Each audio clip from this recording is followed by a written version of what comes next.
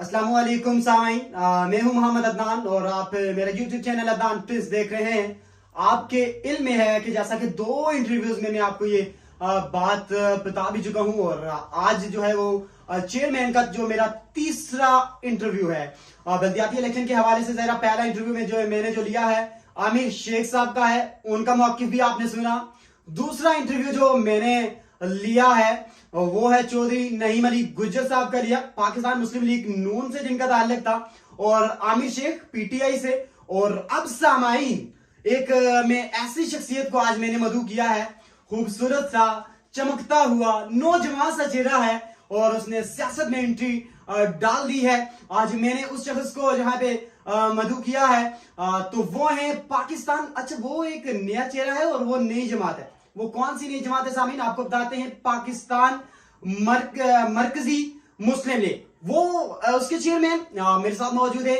और क्योंकि वो भी नए हैं, जमात भी नहीं है, तो वो हैं जी मेरे साथ one and only Naveed Amjad साहब। सर बहुत शुक्रिया, कैसे हैं आप? जी बिल्कुल ठीक ठाक, अल्हम्दुलिल्लाह। बहुत बहुत मुबारक हो, आपने नई सियासत का भी आगाज कर दिया है, जमात भी नहीं है।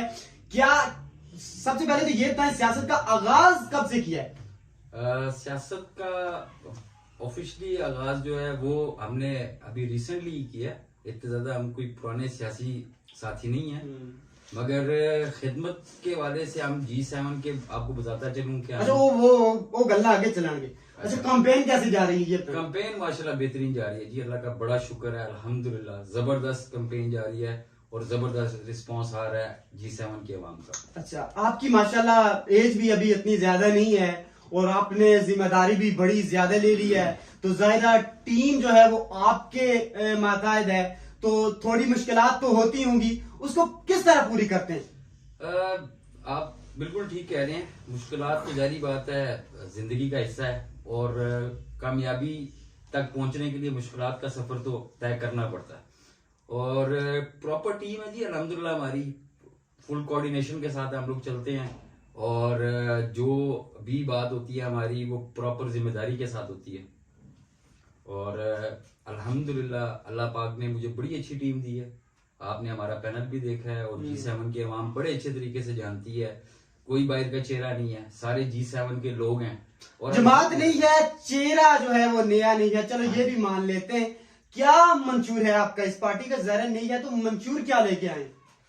मंशूर तो जो है हमारा वो ऑलरेडी हमारे बैनर्स पे भी है। मैं आपको फिर भी थोड़ा सा उसके ऊपर सामीन को बताता जाता हूँ कि हमारे G7 के जो मसले मसाइल हैं, आप जानते हैं कि G7 में जो मसाइल हैं वो बस इलेक्शन के करीब करीब तो सुने जाते हैं, उसके बाद फिर लोग चले जाते हैं यहाँ से।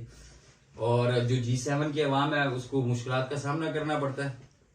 सबसे पहले हमारी जो न्यू जनरेशन आ रही है वो सबसे ज्यादा अगर आप देखें तो वो नशे की तरफ चली गई है, हमारी न्यू जनरेशन। और उसके अलावा हमारे सेक्टर में तालीमी निज़ाम इंतहाई रिवर्स चला गया।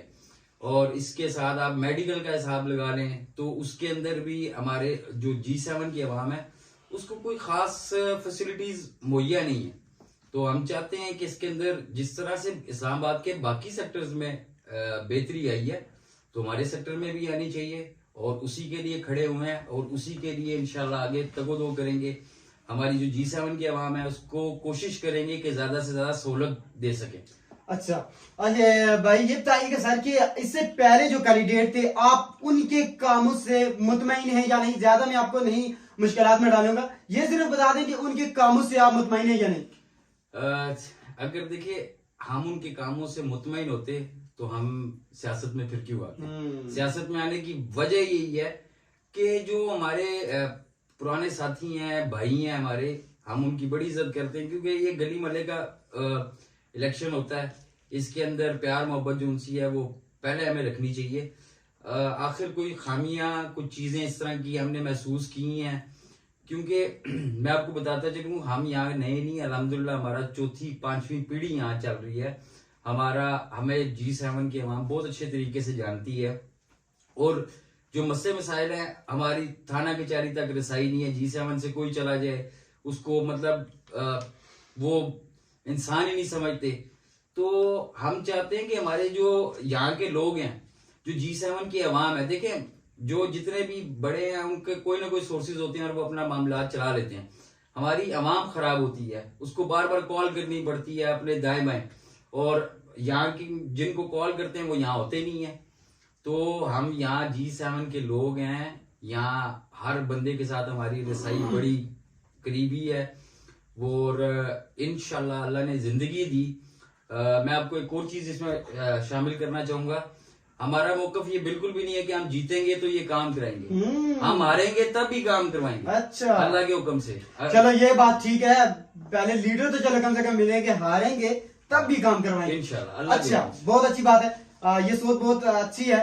लेकिन ये बताइएगा, जाहिर आपने कैंपेन का आगाज भी कर दिया है, तो कैसा रिस्पॉन्स आ रहा है? जी अल्लाह का बड़ा करम है, हमने डोर टू डोर कैंपेन की है, और मैं ये समझता हूँ कैंपेन के साथ साथ अल्लाह ने ये खुशकिस्मती है हमारी कि वो दोस्त अहबाब जिनसे हमारी कई हफ्ते मुलाकात नहीं होती थी, उनसे हमारे जो रिलेशन है दोबारा से वो बहाल हुए हैं, और उनके गिले शिकवे जो उनके गली मोहल्ले के हैं वो सुनने को मिले हैं। और बस अल्लाह पाक से एक ही दुआ है कि अल्लाह पाक हमसे कोई ऐसा काम ले ले कि जो हम G7 और अपने जो अहबाब जो दोस्त भाई हैं उनके लिए भलाई का काम कर सकें, फलाह का काम कर सकें। और इसके अंदर मैं एक चीज और शामिल करना चाहूंगा कि ये ऐसा नहीं है कि हम इलेक्शन में आए हैं और दावे करेंगे कि हमें वोट दो और हम ये कर देंगे, नहीं। अल्हम्दुलिल्लाह अल्हम्दुलिल्लाह सुमा अल्हम्दुलिल्लाह, ये अल्लाह का हम पे करम है कि अल्लाह पाक ने रमजान में भी हमसे बड़ी अच्छी ड्यूटियां ली हैं। G7 के वो घर जो मामलात नहीं चला सकते थे, उनके घर में हमने सहरी अफ्तारी उनके घर में दरवाजे के अंदर दी है। कोई तस्वीर नहीं ली, ना लेंगे, और ना ही तस्वीर वाला हमारा मंशूर है। ठीक हो गया। जो काम करेंगे अल्लाह की रजा की खातिर करेंगे। खिदमत सिर्फ बैनर की हद तक नहीं होगी, खिदमत जो सी है वो उसके घर तक होगी। और इंशाल्लाह जो अल्लाह पाक ने जो हमारे साथी हैं जो थोड़े से कमजोर तबका है, हमें उनका ख्याल रखना है, सफेद पोशी का भी ख्याल रखना है उनकी। और ऐसा कोई काम नहीं करना कि जो आज से पहले जमातें करती आई हैं कि एक आटे का थैला देना और 20 लोगों ने हाथ रखना है और बड़ी बड़ी तस्वीरें बन जाएंगी। बड़ा पॉइंट देखेंगे जी, बड़ा पॉइंट देखेंगे। अच्छा सर, ये बताइएगा बस आखिरी सवाल के आपको किसने ये मशवरा दिया है कि सियासत में आए और ये काम करें? मुख्तसर सा जवाब देने। जी हमारी G7 के अवाम, जो हमारे दोस्त अहबाब हैं, जो लोग हमारे साथ रहते हैं, उन्होंने भरपूर इसरार किया है कि हमें ऐसा शख्स चाहिए जो वाकई G7 के बारे में सोच सके।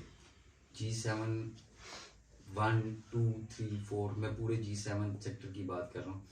तो बस दुआ है कि अल्लाह पाक हमसे खिदमत का काम ले लीजिए। आखिरी पैगाम के कोई आखिरी जो मैसेज जो है वो अवाम के नाम को जो आप देना चाह रहे हो? अवाम के नाम तो जनाब अवाम माशाल्लाह माशाल्लाह बड़ी बाशऊर है, समझती है। खाली जनाजों में आ जाना या तस्वीरें बना लेना ऐसा नहीं होना चाहिए। ये गली मले का इलेक्शन है, प्यार मोहब्बत रखना है हमने आपस में और खिदमत करनी है यार। ये मामलात गुजर जाएंगे तो आखिर हमने एक दिन जाना है इस दुनिया से, तो क्यों ना हम ऐसा अच्छा काम कर दें जो हमारे जाने के बाद 4 लोग हमें अच्छे अल्फाज में याद रख सकें।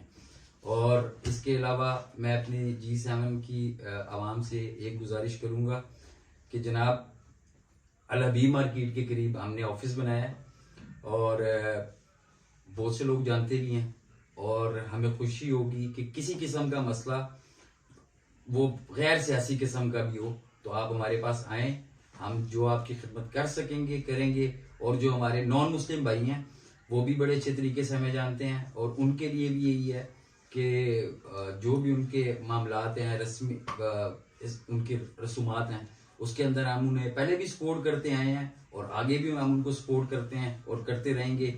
और बहुत बहुत शुक्रिया सामीन, ये थे एक नौजवान से खूबसूरत से चमकता हुआ चेहरा। बहुत बहुत शुक्रिया सर वंस अगेन। और सामीन, जैसा कि आपको ये मालूम है कि मैं हर प्रोग्राम में यही बात जरूर करता हूं कि आप उसी कैंडिडेट को जो है वो सामने लाने की कोशिश कीजिएगा जो आपके लिए और आपके मुल्क के लिए बेहतर हो। आज ये प्रोग्राम में इतना ही, मुझे दीजिए इजाजत। अल्लाह हाफिज।